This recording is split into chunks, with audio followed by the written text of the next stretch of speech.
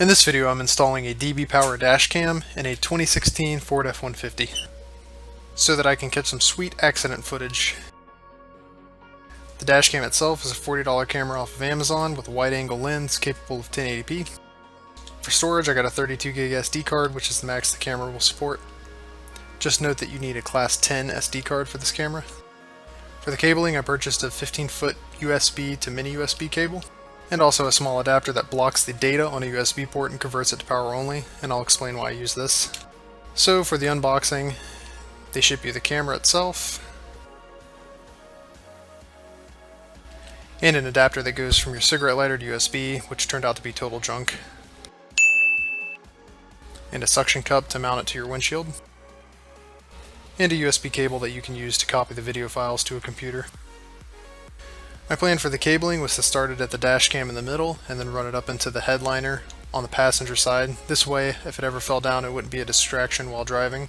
And then tuck it up underneath this piece of plastic, and then feed the cable down through the weather stripping along the door, and tape it up underneath of the glove box on the passenger side, and then feed it along the plastic of the center console, pop it out, and connect it to the USB port.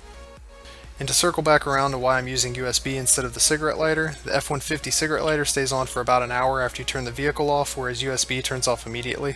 And without this little adapter, what you'll see is the camera thinks it's connected to a computer or something and comes up as a mass storage device. So using the adapter converts the port to power only.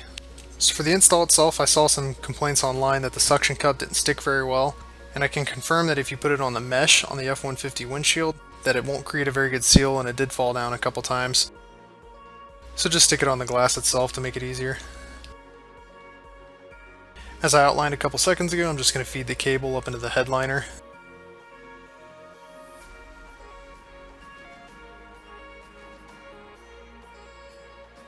I used a piece of cardboard just to make sure that it was all the way in there, and I haven't had any problems with it falling down or anything. And then I used some clear packing tape to stick the cable to the windshield up behind the rearview mirror so it would be out of the way. And to continue routing the cable, they've used a little blocked here by the camera, but I just used a screwdriver to tuck it up underneath the plastic.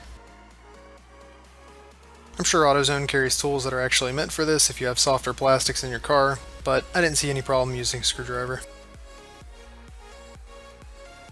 So here I'm tucking the cabling up underneath of the weather stripping for the passenger door.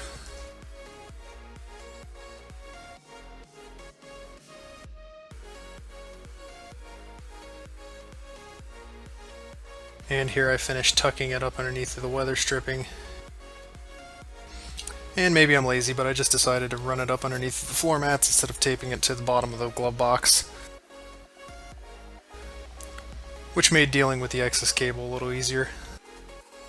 With the camera install finished, I was able to start going through the menus.